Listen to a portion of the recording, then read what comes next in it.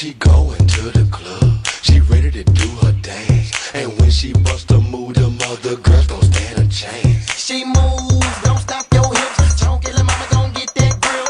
Be quiet, don't get no lip, or else I'ma have to leave on the next trip. Oh, girl, you so fine. Shake, shake for me one more time. Gyrate that big behind. She sexy as hell and I ain't lying. Move that body, girl, shake that thing. Move that body, girl, shake that thing. Move that body, girl, shake that thing.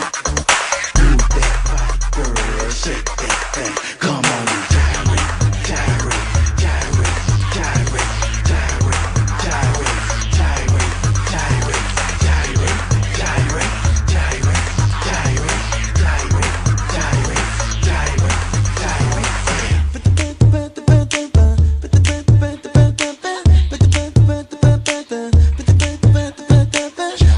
gyrate, I'm Barb Blar, your host of BPPC News Live. Tonight we have 5 ways for you to get rid of the nasty smell of your compost bins in your kitchen. Yes, folks, you know what I'm talking about. And then later, we have the undercover story of fast food chains. Do they really recycle like their big signs tell you? We have the shocking results. And then I have an exclusive interview with the wealthiest. Oh, folks, and I mean wealthiest teenager in all of North America. Multi-millionaire Chantal de Frontenac, daughter of Bill de Frontenac, who owns Walmart. All of this is coming up tonight on BBBC. It's not what you need, not what you want. You know, I'm sure all of you probably have heard that more than once. You know, but when you get things you want, it makes you happy for a short amount of time.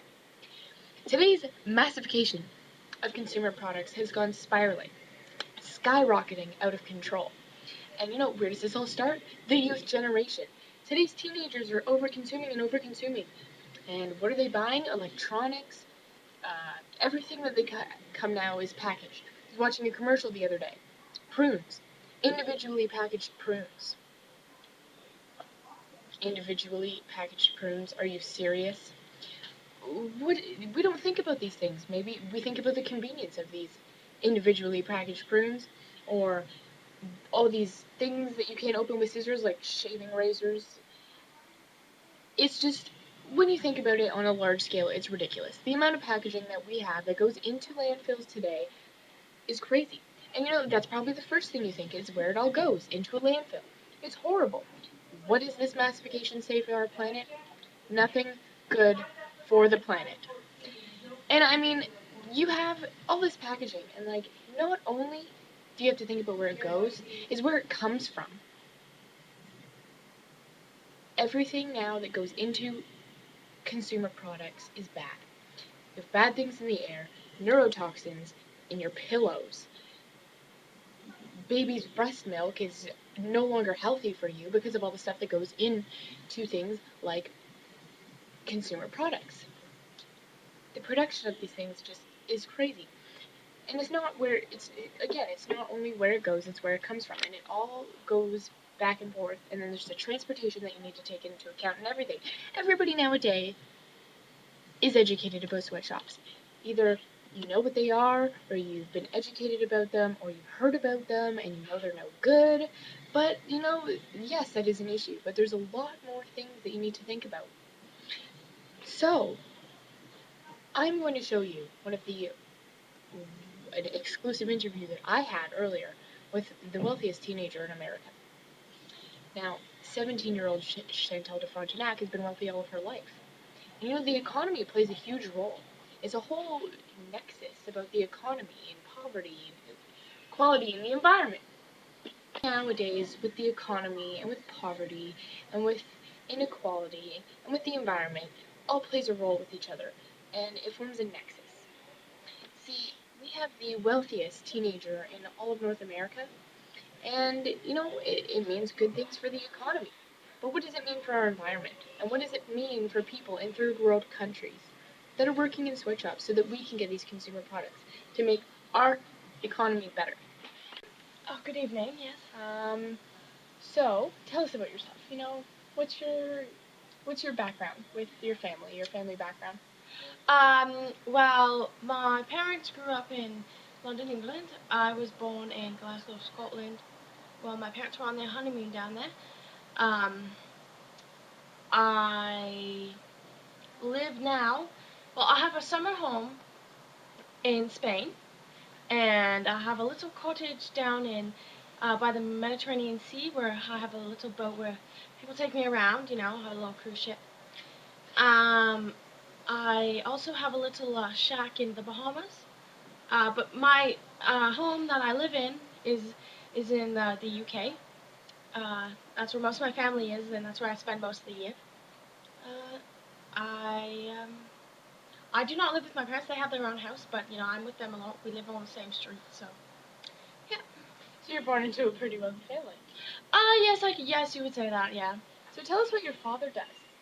Oh, my father, Bill, he is the owner of Walmart. He has been working there for about 36 years now, and he is currently the owner with his co-owner Fred.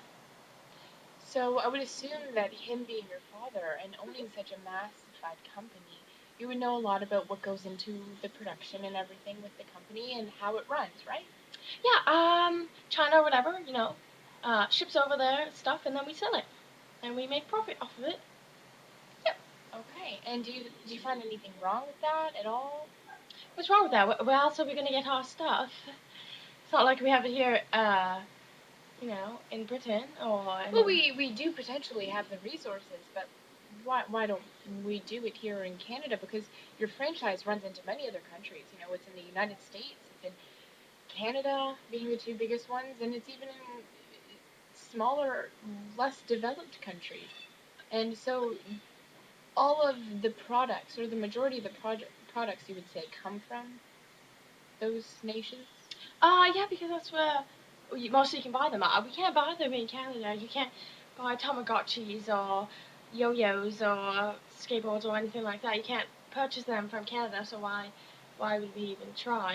And you can get them for way cheaper in China, It's all about making money. So you do make more profit off of it. It's yes, more profitable. Oh, yes. So, your average consumer product, say a DVD or maybe a Tamagotchi or whatever, how much you do make a lot of profit off of these things, obviously. Almost a complete profit. I don't really know. I just know we do make money. Well, that's how people make money. They buy and sell. Okay, and when you guys do your advertisements, like your father knows a lot about the advertisements and how they work and stuff, are you familiar with that? Advertising? Yeah. Yes. We just put the signs up and commercials And do you know who they target? Yes. They target pretty much teens because, teens run the most of the economy because, they buy and sell things. They get their parents to, buy things for them. They buy things with their jobs and, it's most of the things are targeted out to them, saying, buy this because you're cool and when you get it, you're pretty cool, I'm pretty cool myself and I've got lots of nice things, so. Yeah, it's kind of like a socio-economic thing we're talking about here, because if you're advertising to teenagers, because you are advertising these products as cool or trendy, then they're going to buy them. And then, because they are cool and trendy. Well, you seem to have a nice fashion sense yourself. Oh, thank you. Actually, I just bought this brooch here in Canada. It's a little souvenir from Prada. Yes, Oh. And I got a little Tiffany necklace on. Yes, that was for my 6th birthday. I got pearls that are from my great-grandmother, matching earrings. And this actually was made by Dolce himself for my mother for her 21st birthday. Very interesting.